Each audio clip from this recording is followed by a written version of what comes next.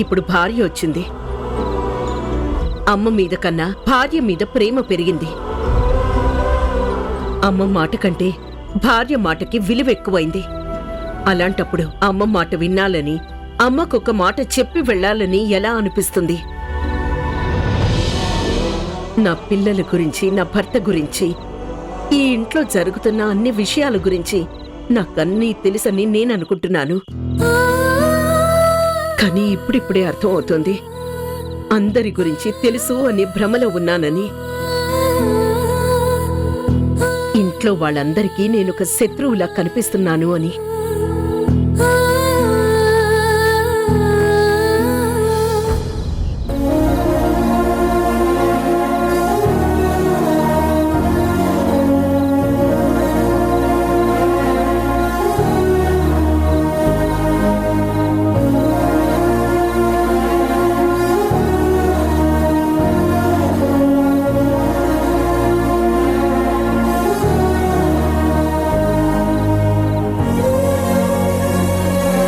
అమ్మా, నాకు నువ్వంటే ఎంత ఇష్టమో ఉషా అంటే కూడా అంతే ఇష్టం.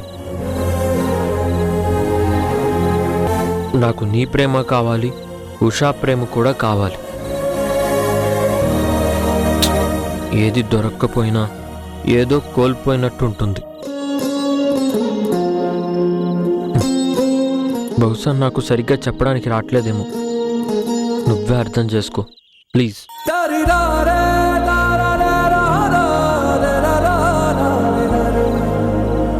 అమ్మా, నీ ఒళ్ళో పడుకొని చాలా రోజులు అవుతుందమ్మా. కొంతసేపు నీ ఒళ్ళో నిద్రపోనా?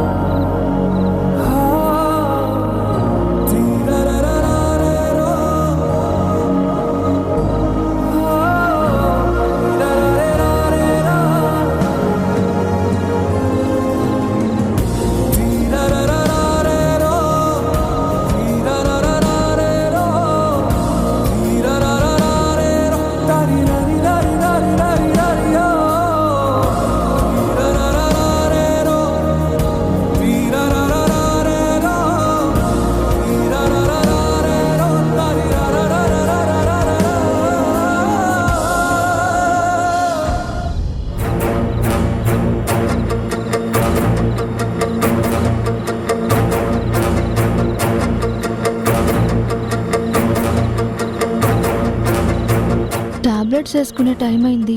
ఎక్కడికి వెళ్ళారు?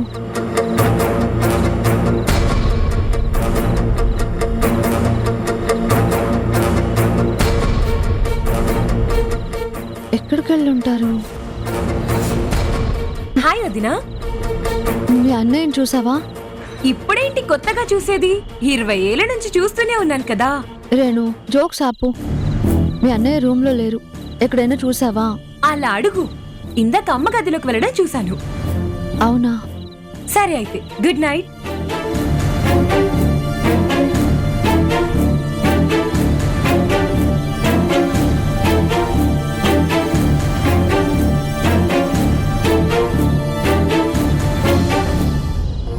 నాకు నీ మీద కోపం వచ్చిన మాట నిజమే కిరణ్. కానీ ఆ కోపం ప్రేమ వల్ల వచ్చింది. ఏ తల్లైనా తన బిడ్డ తనకు దూరం అవుతాడనే భయం ఉంటే ఇలాగే ప్రవర్తిస్తుంది.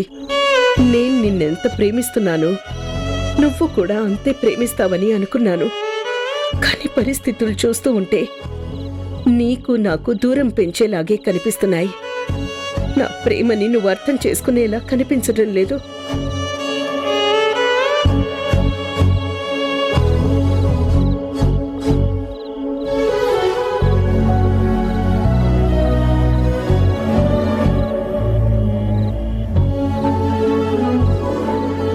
అత్తయ్య,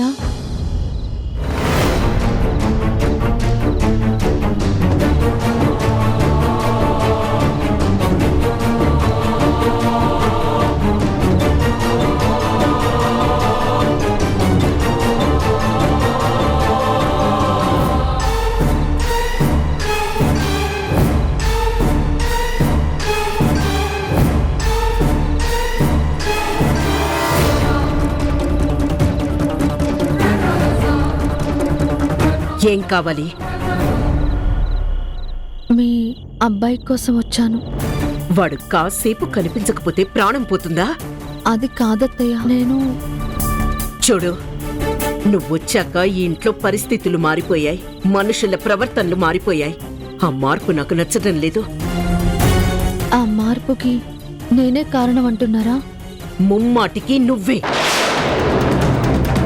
ఇన్నాళ్ళు పచ్చని పొదరిల్లులా ఉన్న ఇంట్లో గొడవలు మొదలయ్యాయి. వాటన్నిటికీ కారణం నువ్వే అని తెలియట్లేదా? మీరు చూసిన మార్పు ఏంటో, దానికి నేను ఎలా కారణమో నాకు తెలియదు. కానీ ఆ దేవుడి సాక్షిగా చెప్తున్నాను, మీ పొదరిల్లు చెడగొట్టాలన్న ఉద్దేశం నాకేనాడూ లేదు. మీరు నన్ను అపార్థం చేసుకుంటున్నారు. అపార్థమా? జరుగుతున్నది చూస్తుంటే అర్థం కావడం లేదా? ఇన్నాళ్ళు అమ్మ అంటూ నా వెనక తిరిగిన నా కొడుకు ఈ రోజు అమ్మ గురించి మర్చిపోతున్నాడు. అమ్మతో కాస్త సమయం గడపడం మర్చిపోతున్నాడు. నువ్వొచ్చాక నాతో మాట్లాడడమే తగ్గించేశాడు. అలాంటిది రాక రాక నన్ను వెతుక్కుంటూ నా గదికొస్తే కాసేపైనా మనశాంతిగా ఉండనివ్వవా? మీ ఇద్దరి మధ్య ప్రేమ తగ్గించాలని కానీ దూరం పెంచాలని కానీ నేను అనుకోవడం లేదత్తయ్య. అంటే ఈ సమయంలో టాబ్లెట్స్ పాలు ఇవ్వాలి, అందుకే వచ్చాను. అవి నేను కూడా ఇవ్వగలను. ఇటివ్వు.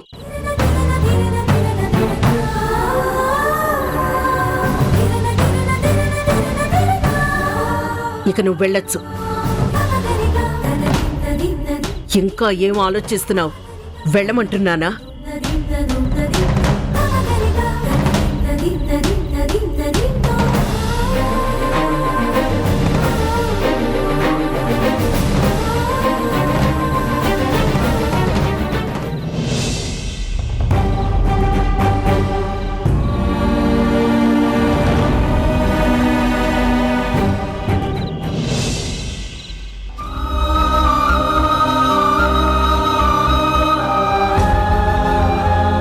వాడు కాసేపు కనిపించకపోతే ప్రాణం పోతుందా?